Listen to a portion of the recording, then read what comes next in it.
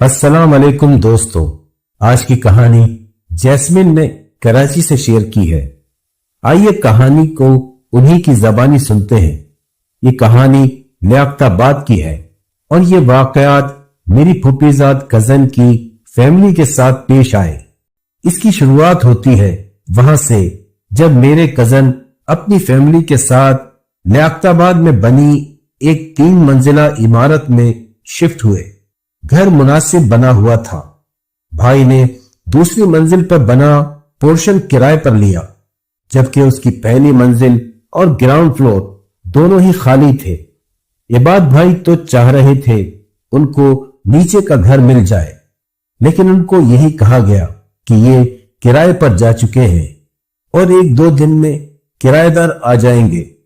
तो भाई ने यही सोचा। तीसरी मंजिल भी बुरी नहीं थी, उसके साथ छत भी इनके इस्तेमाल में आ रही थी। यूं भाई अपनी फैमिली समेत इस घर में शिफ्ट हो गए। इस घर की छत पर दरअसल किसी दुल्हन का साया था। जब वो लोग वहां शिफ्ट हुए तो चीजें खुलकर सामने आ गई। भाई का 11 साला बेटा मुदस्सर, उसको पतंगबाजी का बड़ा शौक था।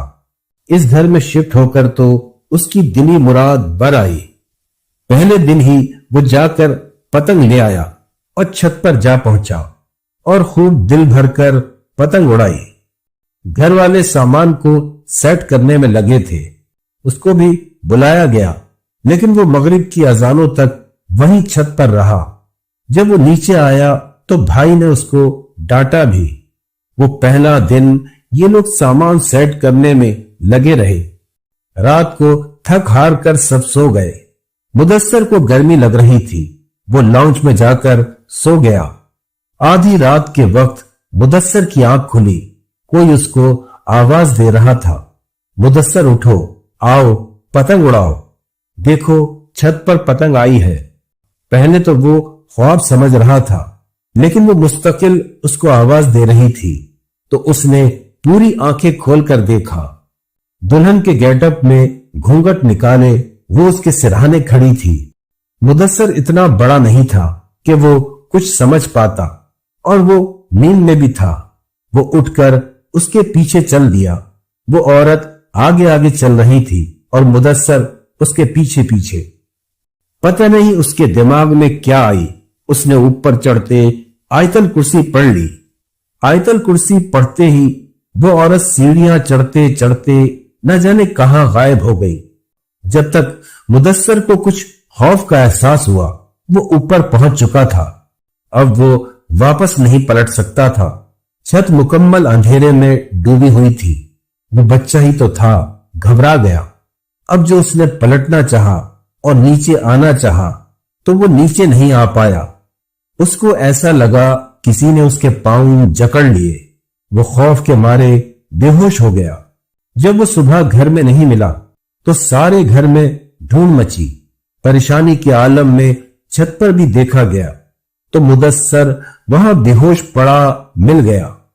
जब उससे पूछा गया तो ऊपर कैसे आ गए, तो उसने बताया कि एक आंटी आई थी। वो कह रही थी ऊपर आकर पतंग ले जाओ। मैं ये समझा ये आंटी नीचे रहती होंगी। बात परेशान कुन थी। एक गुमान ये भी था, हो सकता है मुदस्सर को कोई वहम हुआ हो, या वो खुद ही छत पर शौक में आया हो, फिर डर गया हो।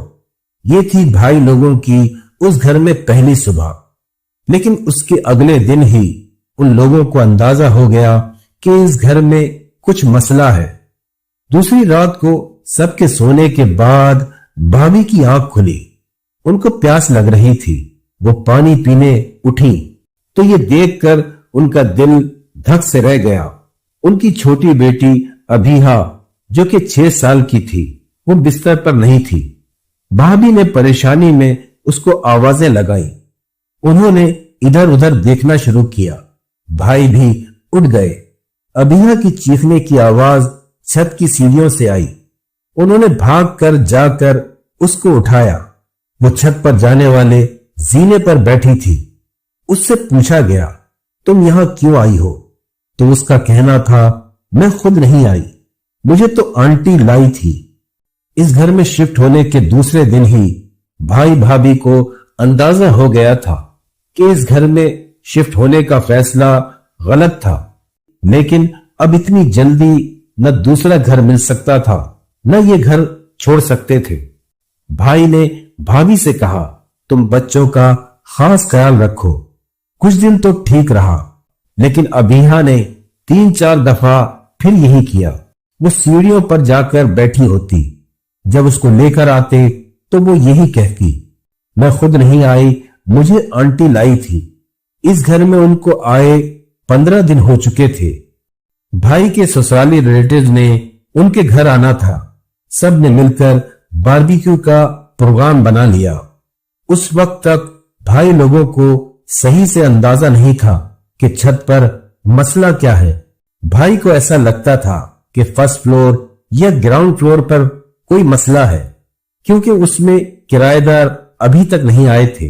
मालिक के मकान से पूछा तो वो यही कहता, आज आएंगे, कल आएंगे। खैर अब आ गई वो तिक्का पार्टी की नाइट।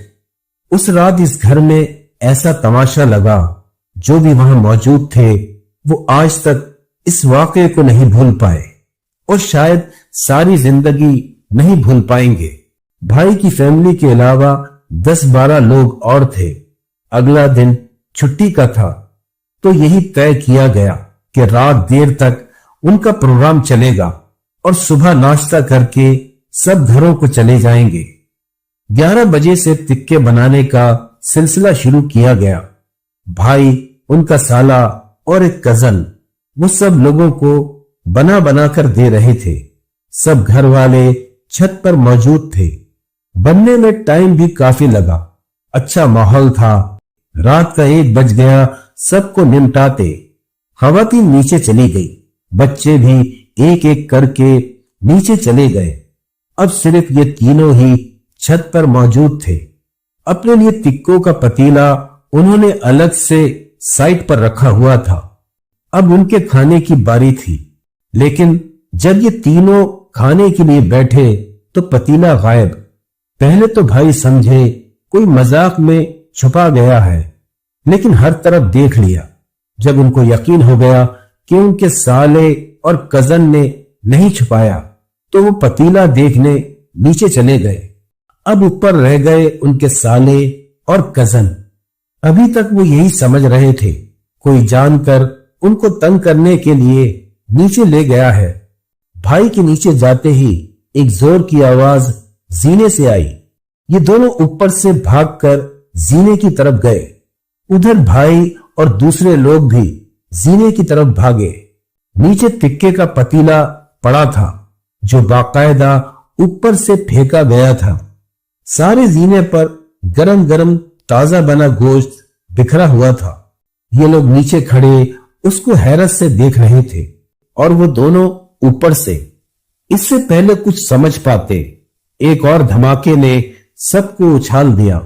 अब की बार आने वाली आवाज छत से थी। ऊपर खड़े दोनों अफराद पलटकर वापस छत की तरफ गए, और नीचे खड़े अफराद बिखरे हुए गोश्त से बचते बचाते ऊपर भागे।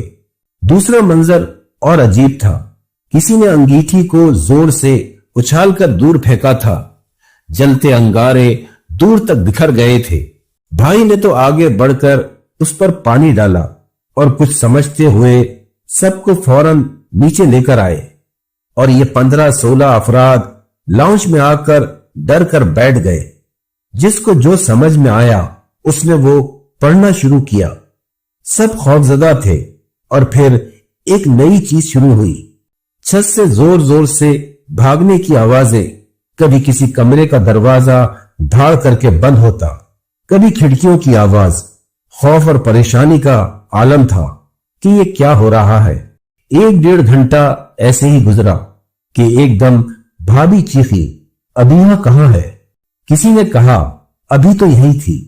2-3 लोग कह रहे थे, अबीहा यही सामने तो थी। रोना पीटना चीखना चिल्लाना मच गया। सामने वाली बिल्डिंग के लोग भी अपने घर से झांकने लगे। जितने मर्द हजरात थे किसी भी चीज की परवाह न करते हुए छत पर भागे, लेकिन न वो घर में थी और न ही छत पर।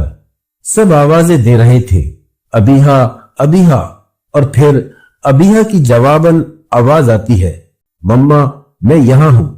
वो आवाज पहली मंजिल से आ रही थी जिसमें अंधेरा था। अबीहा की आवाज आ रही थी। सब नीचे भागे तो वो वहां अंधेरे में खड़ी थी। उससे पूछा गया, तुम यहां कैसे आई? तो उसका वही जवाब था, मुझे आंटी लेकर आई है। भाई ने उससे पूछा, बेटा आंटी कहां है?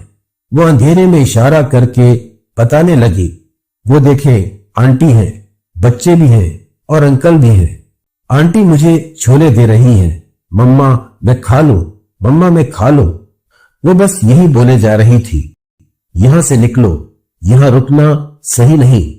भाई ने सबको कहा, चलो जो जरूरी सामान लेना है ले लो और निकलो बस। अब जब ये सब नीचे की तरफ गए तो आप लोग यकीन नहीं करेंगे, दरवाजा जाम हो गया। 3 से 4 मर्द जोर लगा रहे थे लेकिन दरवाजा खुल नहीं रहा था। अब तो और रोना धोना, चीख पुकार मच गई। सामने वाली बिल्डिंग के लोग कह रहे थे, आप लोग बाहर निकल जाएं, हमारे घर आ जाएं। लेकिन दरवाजा खुलता तो ये बाहर निकलते। एक गंदी सी बू घर में फैल गई। भाई औरतों और बच्चों को लेकर ऊपर आए और फिर सबने बैठकर अज़कार शुरू किए। उसी वक्त मालिक के मकान को फोन किया, सारी तफसील बताई। फजर के वक्त वो किसी आलिम को लाए और शुक्र है कि दरवाजा खुल गया। उन्होंने पढ़ाई की। उसी दिन उन्होंने वो घर छोड़ दिया।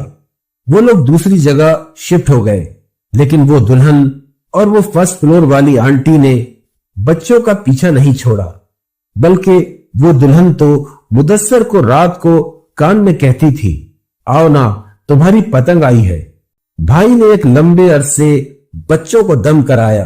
बाद में पता चला वो पूरी बिल्डिंग आसेब ज़दा थी, कोई भी वहां रह नहीं पाता था। भाई की फैमिली ही इस घर की आखिरी किराएदार थी, फिर कोई उसमें रहने न आया। जो इन लोगों के साथ हुआ वो बहुत खौफनाक था। वो आस पड़ोस वालों ने सबको बता दिया।